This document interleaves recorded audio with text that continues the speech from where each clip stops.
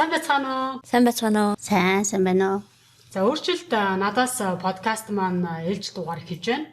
Тэгээ өнөөдрийн сэдвээр бол яг архиудаг хүүгээ өөгшүүлдэг ээж нар тухай бид ярина. Яг тэр ээж нар хүүгээ уг нь уулахгүй гээд уулахаа болиулна гээд одоо амьдралыг нь сайжруулна гэдэг үднэс ч юм уу те тэгэж оролцоод гэхдээ тэгэж яг нөгөө авж байгаа арга хэмжээнүүд нь харин ч эсэргээр улам илүү бүр архинд оруулах, бүр илүү уулгах юм тэр нөхцөлийг бүрдүүлээд байдаг тухай бол ярина. За тэгэхээр яг энэ ярианы эцэст бас яг хэрвээ ээж нар сонсож байгаа болвол та яг өөрийгөө боддоор олж харах болно гэж бас найдаж байна. Тэгээ нөгөө ээж нар ч нөгөө хайрхаа улмаас хүүхдийнхаа төлөө уулан зогсож байгаа гэж бодоод байгаа шүү дээ тий. Би нэг наркологийн нэг эмчтэй уулзж ирсэн шараадны тийм ээ. Нэг эмчтэй уулзж ирсэн чи тэр эмч юу гэсэн бэ гэхээр ер нь бол арх удаг хүнийг эхлээд нөгөө наркологийн тасаг руу эхнэр хүүхдүүд нь зөөдөг гинэ тий. За тэгээд тэгэнгүүтээ дараа нь бол нөгөө ах дүүс нь зөөдөг. За тэгээд найз нөхдөд зөөж жоод эцэст нь болохоор ганцхан ээж үлддгээ. Эхнэр хүүхэд найлаад салаа явчихдаг. За найз нөхдөд найзлахаа болж орхидог, зайгаа барьдаг тийм ээ. Ах дүүс нь бүр залхацсан байдаг.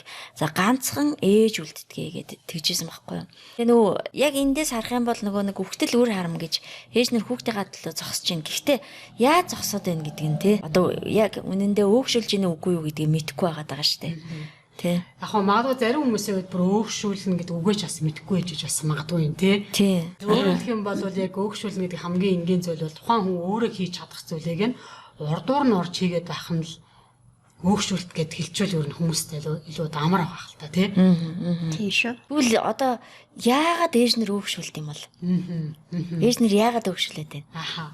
Тэр яг энд одоо хариулахын тулд ер нь ээж хүн гэж яг хийм бэ гэдэг юм биднээс эргээд дахиад ярих хэрэгтэй л ахал та тийм ээ. Яг ээж хүн. Тэр ээж хүн гэдэг чинь бол яг хүүхдэл өмөрөх, хамгаалах, мэндэгнэх яг л одоо тий тэр нөгөө одоо хүүхдээ нэг багаар нь хараад байгаа шүү дээ нэг жоох хүүхдийн хадлаа зогсох тий нэг одоо хүүхдээ нэг одоо тэр муу юмнаас хамгаалж тий сайн болгож хүмүүжүүлэх өсгөх гэдэг чинь нөгөө ээж хүний ер нь нөгөө одоо амьдралынх нь нэг зорилгоо байгаа шүү дээ. Яг нэ. Тэгээ нөгөө наснд нь уул бие даах байдалд нь сургадаг штэ тий. Жишээлбэл 3 настай хүүхд юу хийж сурсан байх юм, 5 настай хүүхд яах юм, өсвөр насны хүүхд юу хийж сурсан байх хэвтэй, ахлах ангийн хүүхд ямар байх хэвтэй. Ер нь бол 3 наснаас ахуулаад ээж аваасаа холбоос нь баг багаар тасрах хэвтэй гэдэг байгаа штэ тий. Сэтгэл зүйн хувьд. Гэтэл одоо энэ байдал нь аль хэдийн нөгөө насанд орсон хүүхд дээрээ нөгөө холбоос нь тасарч өгөхгүй юм тий. Тийм учраас өөгшүүлээд байна гэж ойлгож байна. Өөрөөр хэлэх юм бол ээж нар тэр хүүхдээ 30 хүрсэн хүүхдээ 3 настай хүүхдтэй адилхан хараад бодоод байна гэсэн үг үү? Тэгээ өнөөдрөөс манай энэ ярилцлаганд маань энэ уулзалтанд манаас манай ментор оролцож байгаа. За энэ дээрээс манай ментороос юу гэж бодож байна? Яагаад энэ ээж нар бас яг хүүхдүүдээ хүүгээ эсвэл охиныгоо ингэж өөгшүүлдэг юм болоо? За тэгэхээр ээж хүн бол аав хүн одоо хүүхдтэй үн цэнийг мэдрүүлдэг бол ээж хүн аюулгүй байдлыг дандаа хамгаалж идэг. Ерөөсөө их хүн болонгуудаа тэр хүүхдийнхээ аюулгүй байдлын төлөө өрүүлж анхаарч идэг. За ялангуяа яг би өөрийгөө бодохоор миний хувьд одоо багтаа одоо эцэг их маань болон за өөрөө ч нэг тийм ах эгч дүүгээ хамгаалах хүнгүй байла. Тэгээд намаа нэг ингээ хүн хамгаалцдаг байхсаа гэж боддог байсан. Тэгэхээр одоогийн ярьж байгаагаар бол нөгөө дутуугийн комплекс гэдэг. Тийм учраас миний хүүхдийг хинч дээрлэх хэсгүй гэсэн үднээс одоо шууд хүүхдээ хамгаалдаг тийм өөрөө ирэхгүй хамгаалдаг юм одоо характерыг гаргадаг байсан. Өөрөө сүулт нь ботхоор ингээд миний хүүхдийг хин нэгэн хүүхд дээрлэхсэн, хин нэгэн хүн дээрлэхсэн байвал одоо ерөөсөө ямар ч зүйл бодохгүйгээр гүйж очоод яагаад миний хүүхдийг чи дээрлэж байгаа ингээд шууд загнадаг. Би бол тэр хамгаалагч нь байна шүү гэд ингээд өөр ингээд одоо хүмүүс болоод нөгөө улаан галзуу юм шиг л одоо тэгээ дахиж очдөг. Тийм одоо өөрийн ирэхгүй одоо тэгж хамгаалдаг байлаа. За тэр нөгөө нэг хүүхэд байхад нь бол одоо тэр нь бол бас их хүний зүйл ах. Гэхдээ насанд хүрсэн хойно одоо бас тэгээд ах нөгөө ээж хүнд бас ингээд дагаад яваад идэм байна. За хүүхэд нь хичнээн том болсон ч гэсэн өргөлж хүүхдийгээ тэгж хараад идэг. Ерөөсөө бага юм шиг тий. Бага нөгөө одоо шүлгэнт л байдаг штэ. Одоо манцуунаас харуулж байгаа. Тэр нөгөө нэлцраа хүчгээ бадарчгоон шүлэг байдаг шиг санагдана. Одоо энэ л да хичнээн чи одоо нас чинь явлаа ч гэсэн. Яг тэр бол ерөөсөө их хүний сэтгэлд байнга байдаг. Гэхдээ сүүлийн үеийн байдлаар бол ер нь энэ дээр бас ингээд нөгөө өөгшөл болоод нөгөө хайртай үрийгээ буруу тийш нь залаад байгаа бол тэр бол айгүй бас харамсалтай зүйл юм байна гэдгийг өөгшөл гэдэг зүйлээс би олж ойлгож авсан байгаа. Өөгшүүлэлтээс болоод буруу тийш нь залаад байна гэдгийг те. Өөрөө мэдэхгүй байгаа хгүй. Ээж хүмүүс бол хизээч би энэ хүүхдээ өөгшүүлээд тэрнээс болоод одоо хүүхд маань те ийм болоод байгаа шүү гэдгийг өөртөө бол энэ өөгшүүл хийгээд байна гэдгийг мэддэггүй. Тэгэл одоо бэрийгээ ч юм уу те эсвэл хүүхдийнхаа одоо тэр хамгаалаад тэр чи тэгсэн учраас чиний буруугаас гэж одоо өөрийнхөө хүүхдэд нөгөө буруу өгөхгүй байхгүй юу. Ерөөсөө нөгөө Тэгэд бодит байдал дээр буруу байгаад байдаг. Бодит байдал дээр одоо тунгаан ботхон бол байдаг. Гэхдээ нөгөө шууд босдог тэр хамгаалалт нь босож ирээд за нөгөө одоо чиний буруугаас гэж ингээд шууд хамгаалаад идэг. Энэ дээр жоохон ухаантай байгаад одоо тухайн амьдралыг өөрөө хариуцаад зөв явах талаас нь бодож үзэх юм бол ээж нарт энэ бол айгүйх бодооштой асуудал юм байна. Миний үр хүүхэд аз жаргалтай амьдралтай байгаасаа гэж бодох юм бол би хэрхэн өөгшүүлж байгаа бол гэдгийг бас тунгаан бодох хэрэгтэй юм байна гэдгийг би сүүлийн үед ер нь бол одоо ээж хүний хувьд айгүйх боддог болсон.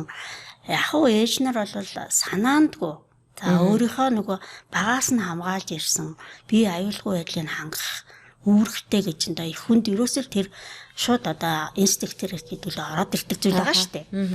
Тэр зүйл чинь бол насанд төрсэн хүн дээр бол энэ бол одоо орхих ёстой зүйл байгаа. Тэр хүн өөрийгөө авч явах ёстой, хариуцлага өргөх ёстой байтал.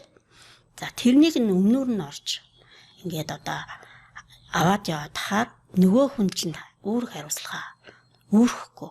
За тэрийг нь бүр өшөө чааш нь бүр ингээд нөгөө хөгжүүлээд байгаа. За энэ өөр хариуцлагагүй хүлээхгүй байгаа нь чиний буруу биш ээ. Цаад хүний чинь буруу гэд хин нэгэн хүн одоо бос хүнийг олж ирээд ингээд нөгөө хэр халдаахгүй байгаад ах нь. Яг уу одоо тэр ээж өөр хоёрын хооронд бол одоо сайхан л байх ба. Ээжний хүүхдэд хамгаалсан юм шиг. Айгу сэтгэл хангалуун үлдээд. Одоо тухайн одоо хүүхэд нь одоо 30-тай 40-тай ч байна уу тий?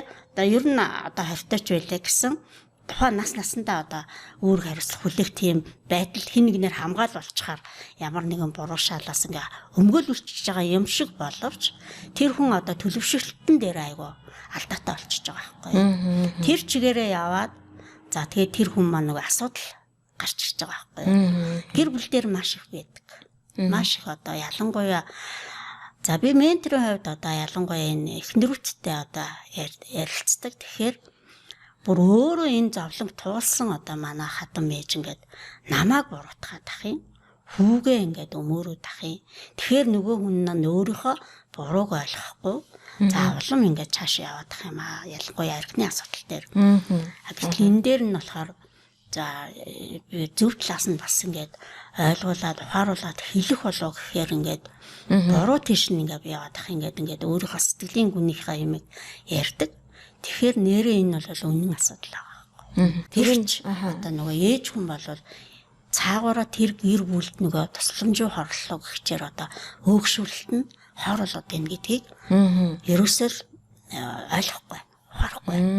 Уг нь бол хүүдээ сайн хүсэж байгаа боловч энэ гэр бүл одоо яшаа цаашдаа тэ зөв эрүүл харилцаатай, зөв үүрэг хариуцлага төлөвшөлтөй явхад ялангуяа тэр одоо хүүхэд нь хэрвээ 40-тай бол хэдэн хүүхэдтэй болцсон өөрөө үлгэрлээд хүүхдүүдтэй үлгэрлээд хариуцлага ингээд би ингээд аав хүн юм хариуцлага хүлээгээд энийг өөрөө явдаг ийм одоо тий өөрийнхөө хүлээх ёстой зүйлийг хүлээгээ явдаг гэхийн оронд эмээ өвөө хамгаалдаг намайг ч гэсэн бас тэх юм байна гэсэн буруу үлгэр дуурал үзүүлдэг юм байна гэдгийг за ер нь амьдралын туршлагаар ингээд бас ингээд мэдчихэв. Тэгээ аюу олон памперстай үлгийтэй мөртлөө 30 настай 40 настай хүмүүс болчихсон юм шиг гэдээ ярьж исэн.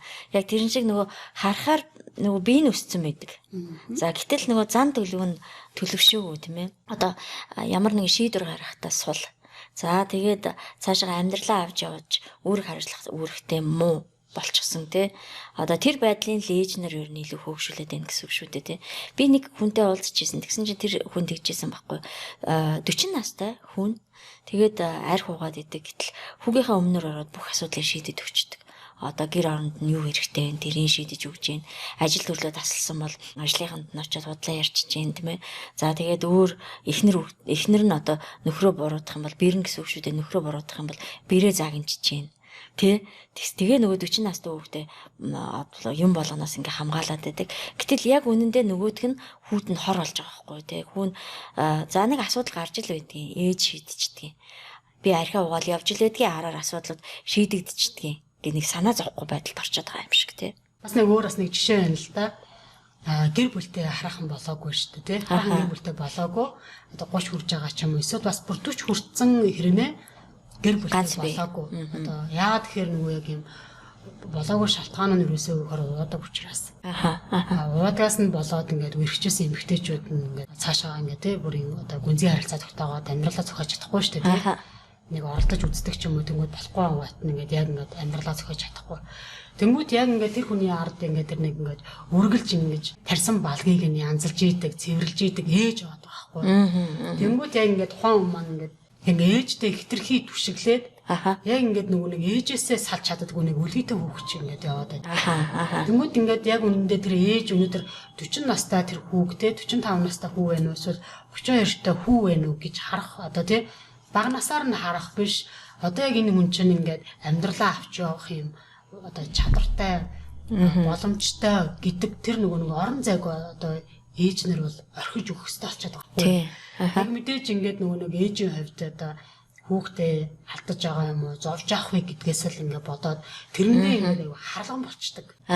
Тэгээ яг энэ зовж байгааг нь хармааргүй юм тий, мэдэрмээргүй. Тэгтэл бас яг нөгөөтэйгөр бас ингээд ээж нар яг тэр ууж байгаа хүүхдтэй хитрхи хамаарад бүх одоо шийдвэрт нь за тэгээд ажилд нь оролцсон, гэр бүлийн харилцаанд нь оролцсон, бүх юмд нь оролцоод ирэнгүүт ингээд тэр хоёр чинь ингээд нөгөө үлгийтэй хүүхэд ээж хоёр тий баг хөхүүлэх хүүхэд ээж хоёр шиг болчиход байгаа байхгүй. Тэгэнгүүт ингээд ээж нар бусад хүүхдэд орхичдөг.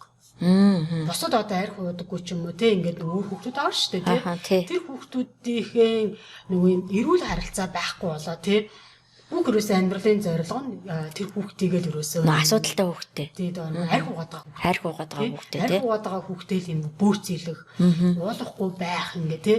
Тэгээд гэрийнхнийг яг бусад ах дүү нарыг нь тий хайны нөхрөөжсөн яг тэр хүүхдтэй анхаарал хандуулахыг бүр ингэж та нар анхаарахгүй байна гэд уурлаа л тий. Бүр анхаарал хандуулах юм оруулдаг байхгүй юу? Яг нь. Тэгээ санаа зовоод үглээл тий. Тэгэл ингээд нэг та нар ахыгаа харж үзэхгүй байх, дүүгээ харж үзэхгүй байх гэж загиндаг ч юм уу тий. Гэтэл яг үнэндээ ингээд ээж нар ингээд тэр өөгшүүлээд байгаа ээжээ ингээд тэр айцаасаа санаа зовлтоос тий яг тэр нэг мэдрэмжээсээ жоохон хойш ухраад яг одоо энэ хийж байгаа үйлдэл чинь үнэхээр архиугаатгаа хүүхдээ чинь архинаас нь гаргаж чадсан юм уу гэдгийг өөрөөсөө асуух хэрэгтэй болж байгаа байхгүй. Тий. Шударгаар. Гэтэл яг үнэндээ ингээд улам илүү дамжиралцсан байгаа байхгүй. Өөгшүүл яаж өөгшүүлдэг тэгвэл гээд нэг процесс байх гэдэг нь шүү дээ. Тэ? Тэр талаар гурлаа сая ярьж өгвөл тэ. Одоо яг ууж байгаа хүүн байна. Гэтэл ээж нь яг яаж өөгшүүлж гин гэдгээ одоо ингээ харах юм бол бид нэр хэлэхээр би өөгшүүлээд байгаа юм байна гэж олж харах юм. Хамгийн эхлээд. Нэг жишээ бол хүүхдийгээ цалинг зохицуулж өгдөг. Ингээд хүүхд нь за ээж би ингээд ерөөсөө мөнгөө зохицуулж чадахгүй юм арх ууч чадах юм. Ингээ таа гэд. Хүүхд тэр чи одоо ингээд ер нь дажгүй ажил хийгээд байгаа хүүхдтэй байгаа байхгүй залуу байгаа байхгүй уг нь бас нэлээд гайгүй ажил хийдэг. Цалин бас ингээд дунджаас дээгүр цалинтай ажилтаа залуу байгаа байхгүй юу. Тэгээд 30 настай залуу. Тэнгүүд энэ хүн чинь уг нь бол 30 настай залуу гэдэг чинь бол эн чинь өөрийнхөө хувийн санхүүг бол зохицуулах чадамжтай байх хэрэгтэй байдаг. Ингээд ээжтэй хүчингүүд ээж нь ингээд зохицуулаад байгаа байхгүй юу? Өмнөөс нь тий. Өмнөөс нь ингээд тий за нэрээ уучих юм болов уу гэж. Гэтэ яг үндэ ингээд эн чинь ингээд цаавараа юу болгоод байна гэдэг чинь та хүүгөө өөрөөсөө хамааралтай. Яг нэг амьдрах чадамжийг нь та ингээд нөгөө одоо балвчийн тайраад байгаа тал тий. Байгаа тал адилхан болгочихж байгаа. Яг үнэ тий. Тэр нэг жишээ одоо зүгээр нэг одоо наацхан жишээ гэхэд л одоо энэ сагууг нь урдуур нь орж зохицуулах. За эсвэл тухайн магадгүй ажил хийдэггүй хүн байгаа. Тэгээ насан туршсан. Бас зөндөө яг ийм кейсүүд бол байна практик дээр тий амьдрал дээр 20 одоо 30 хүрж байгаа 25 таа ч юм уу тий 30 эдтэй ч юм уу ажил тогтож өгдөг. Одоо уудгаасаа болоод гарчдаг юм. За эсвэл ингээд нөгөө ажлынхаа газрын хүнтэй даргийнхаа үгийг сонсож чадахгүй байгаад хамт олонтойгоо нийцгүй байгаа ч юм ингээд нэг 2 сар болоо ч юм уу 1 сар болоо нэг 6 сар болоо ажилласаа гарчдаг. За тэгээд ажилгүй ер нь нэг юм ажил хийсэн чинь нэг цалингаараа нөгөө ингээд тэг өөрийгөө авч яваад гэж чадахгүй.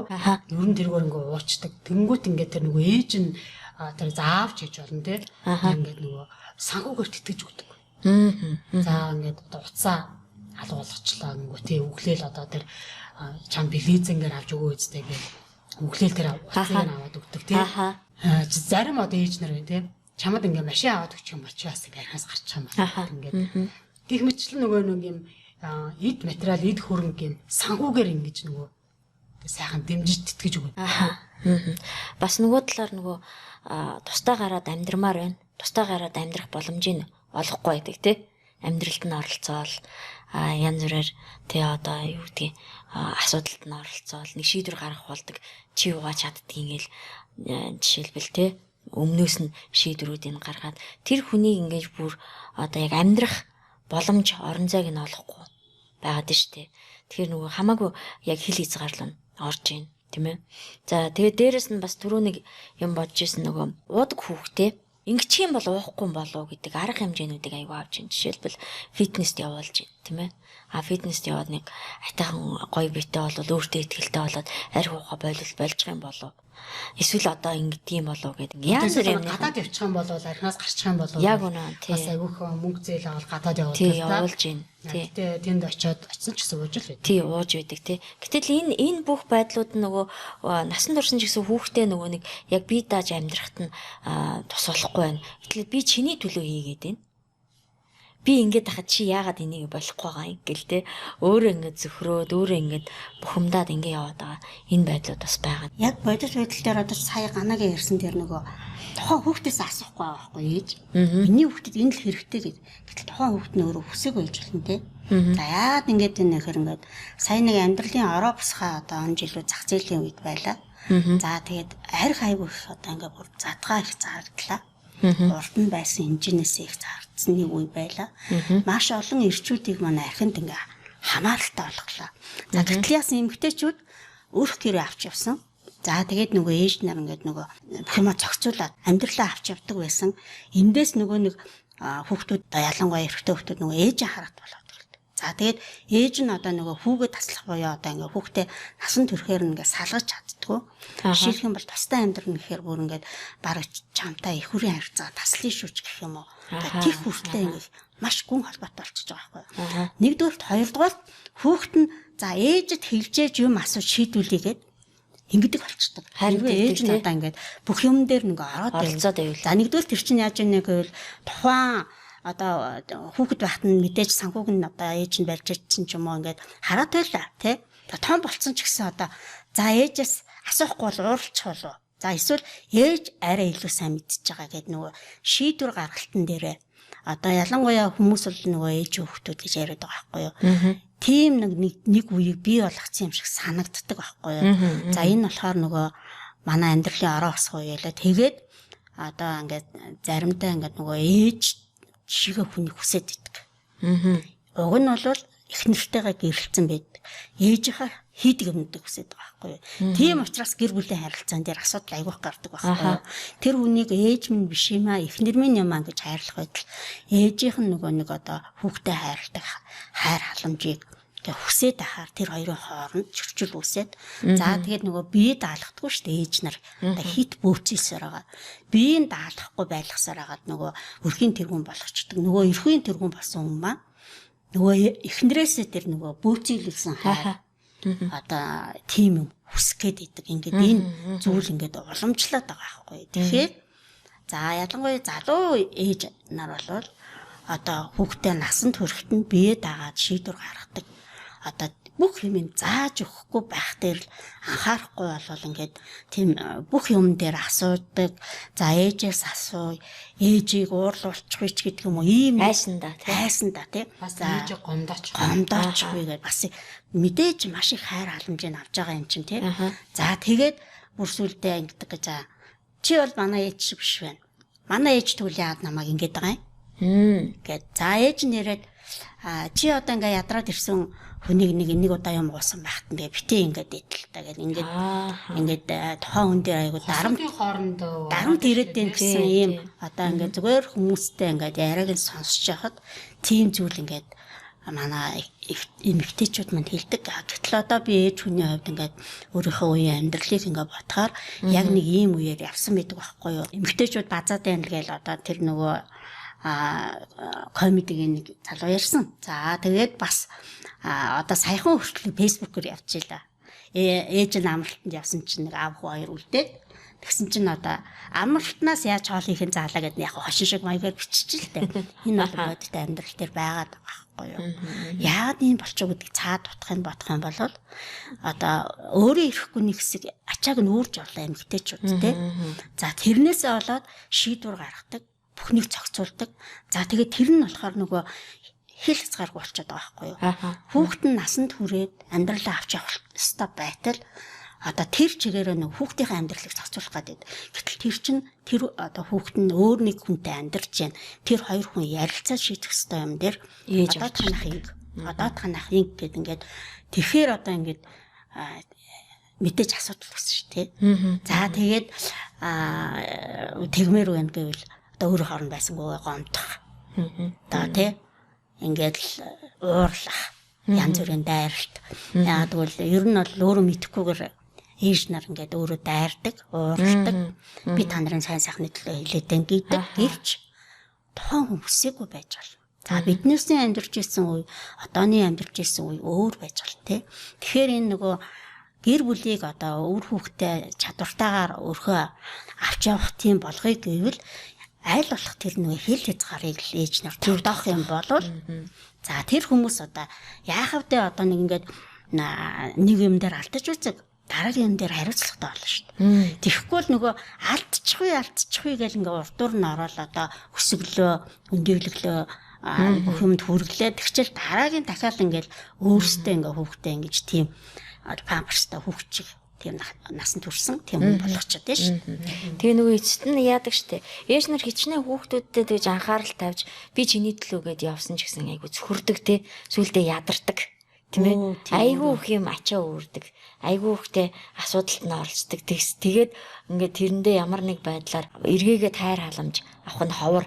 Эргээгээд тийм ээ баярлаа гэж хэлэх нь ховор. Угаасаа хитрхи хийлий зарын зөрчөөд байгаа юм чи бараг л та яах гэж оролцсон гэдэг штэ тэг ихтэй. Тэгэнгүүт ингээд бүр зөвхрөөд ганцаардаад ядраад тийм ээ. Дээрээс нь одоо насан ч явж идэг юм уу. Ингээд ээж нар бол ер нь ядардаг штэ. Тэ. Аварч хамгаалах гэдэг байхгүй юу. Гэтэл тэр нөгөө өөрөө ингээд бүр баахан зориулт гаргаад баахан одоо өөрийнхөө санхүүгч гаргадаг байх уу бүр урдуур нь орж хийхэд тэр хүн ядрна штэ. Тэр хүний үүрэг хэвээр хариуцлага биш шүү дээ. Тэр чинь насанд хүртэл л хүүхдийг гэтэл ингээд өөрөө ирэхгүй ядархаараа өөрөө сайн дураараа хийчихэд сүулдэ ингээд би тэднээс юм төлөө ингээд явсан чинь намайг ойлгосон. Миний хаар байсангүй гэд ингээд өөрөө ирэхгүй гондоод идэг. Гэтэл энэ бол өөрөө нөгөө ийм байдалд хүрснэгээ мэдхгүй л яваад байгаа. Үгүй юу тий? За одоо ингээ подкаст сонсож байгаа хүмүүс маань за ээж нар ялангуяа за би өөгшүүлд юм байна. За эсвэл одоо яг тэр зах зээлийн ороо босгоо үед ер нь нэг юм хэсэг бүлэг ээж нар өөгшүүлэгч нар гарчжээ. Тэгээд хүүхдийнхээ амьдралд их оролцдог болчихжээ. Тэгвэл одоо яах вэ? Цаашдаа яах юм? Яаж өөгшүүлэхгүй байх ингээд бодож иж магадгүй л дээ. За яг юуны төрөнд нэг ээж нарын ойлгомоор байгаа нэг зүйл юу байгаа гэхээр хүн уугаад байгаа нь таны буруу биш. Хүн одоо уугаад байгаа нь эхнэрийн буруу биш гэдгийг бол юуны төрөнд ойлгох хэрэгтэй. Яагаад тэгэхээр юуны төрөнд нэг ээж нар те ингээд тэр хүүхдтэй ер нь буруу өгмөргүй байдаг. Өөрийгөө буруутгах ч юм уу эсвэл нөхцөл байдлыг буруутгах ч юм уу эсвэл өөр хин нэг буруу өгдөг. Тэгэхээр яг ингээд нэг ойлгох. За яг энэ бол миний хүүхдийн өөрийнхөө сонголт юм байна. Тэгээд хэрвээ яг архины амралт болсон байгаа бол одоо яг энэ хүнд бол яг мэрэгжлийн тусламж хэрэгтэй байгаа юм байна. Энэ бол хинэж буруу биш юм байна. Наадхан дээр чинь хин нэг үнийг одоо ингээ буруутгах гад хаймааргүй байгаа. Яг үнэ тий. Тосоо гэж хэлмээр байна. Тий. Өөрийнхөө сонголт гэдэг дээр ээж нар жоохон тэгж хүлээн зөвшөөрөхөд хэцүү байд юм шиг. Тэ миний хүүгийн өөрийнх нь сонголт өөрөө л энэ одоо сонгоод өөрөө л энэ архины асуудалтай болсон юм байна. Өөр архин донд хөвчтэй болсон юм байна гэдгийг нэг хүлээн зөвшөөрөхөд айгүй хэцүү байдаг байх л та. Яагаад тэгэхээр яг энэ юу гэхээр адилхан нөхцөлд байгаа хэрнээ уухгүй яваад байгаа эрэгтэйчүүд эмэгтэйчүүд байгаа л байхгүй. Тийм тий. Тэг яг уухгүйгээр одоо ингээд тэр одоо магадгүй одоо ингээд дампуурсан ч юм уу эсвэл гэр бүлийнх нь хин нэг хүн дээр өвдсөн ч юм уу эсвэл ажил дээр стресстэй олон л гэр бүлүүд байгаа шүү дээ. Гэтэ тэрэнд уухгүйгээр ингээд яваад байгаа хүмүүс байгаа л байхгүй.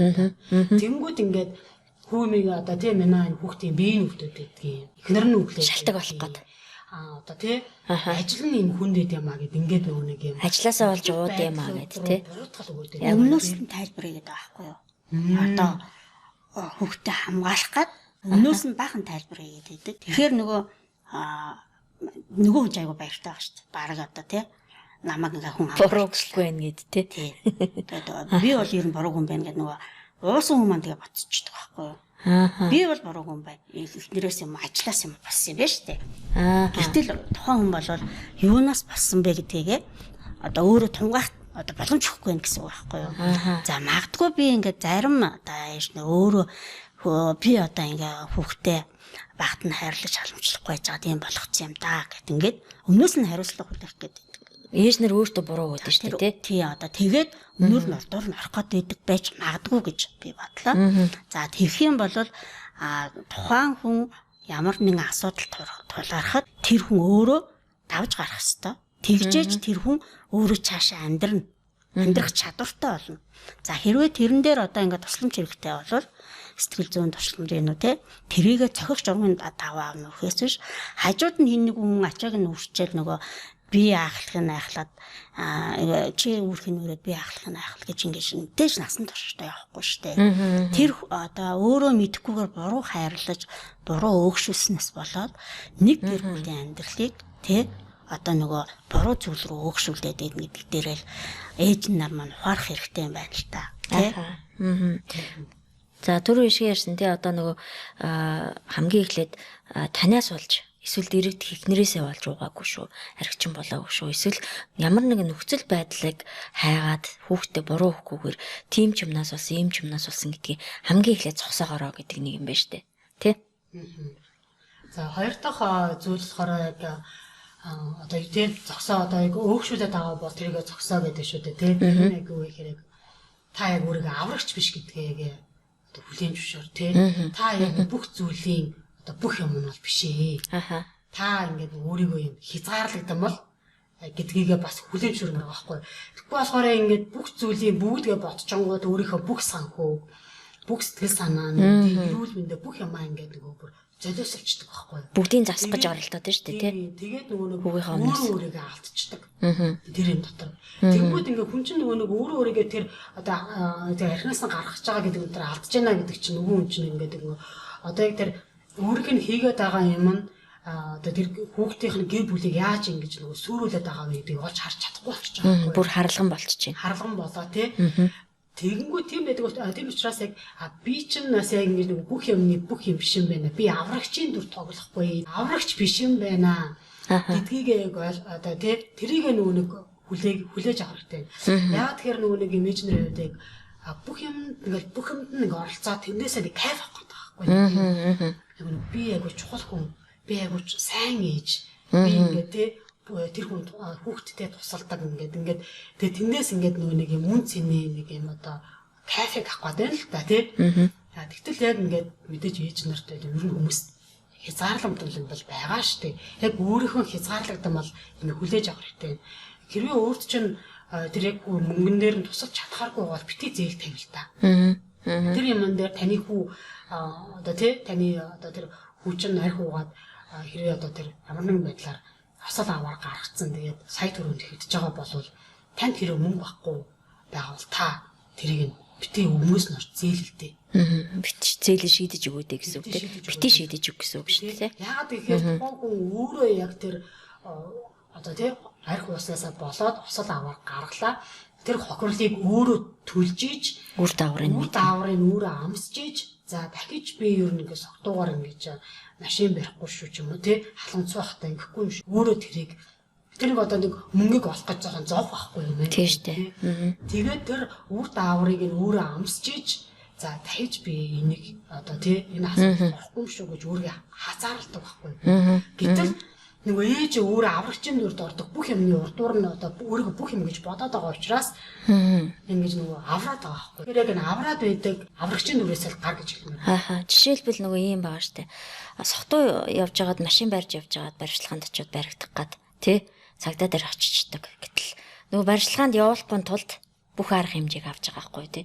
Үгүй яах вэ нэг 7 хоног 14 хоног барилганд явах нь тэр хүүхдэд өөрт нь бас юм бодуулах байхгүй юу тий. Харин ирээдүйд нөгөө хүүхдээ дахиад хэдэн жил би арх уучдгийн асуудал дараа нь ард нь шийдэгдчихэл байдгийг ингэж тийм одоо хандлагатай ч юм уу тийм бодолтой явуулахаас л хамгаалаад байгаа байхгүй юу тий. Одоо яг нөгөө арх уусны үр дагаврыг үүрнэ гэдэг маань тий. Яг гоо тэгэл энэ ээж нарт хэцүүлдэ сонсоход хэцүү боловч тухайн үеийнхээ нөгөө юм сэтгэл хөдлөлтөд автах биш.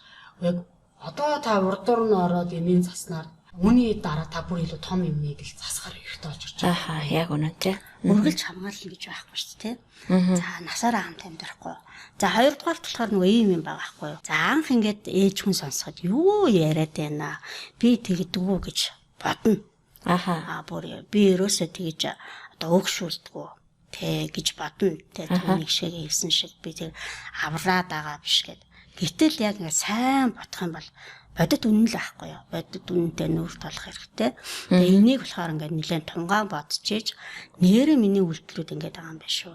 Жишээлбэл хүүхдийг одоо энэ хаалгаа төрчин чи ерөөсө хурж болохгүй гэдэг нөгөө хүчин нөгөө түлэгдэж үзээгүй хүүхд бол мэдэхгүй штэ. За нэг хоргууд тийм зүйлүүд дээр бол жишээлбэл одоо нэг миний мэдхийн хүүхдээ эхлээд ингээд хаалгаанд ингээд гарын ч юм уу хөргчдөг. Нэг гэр бүл байлаа л да. Тэгэх юм бол тэр хүүхдээ өөрөө үдчихлээ штэ. Ингээд шууд хорихгүйгээр дараа өөрөө хөрөхөө болчдөг байхгүй юу.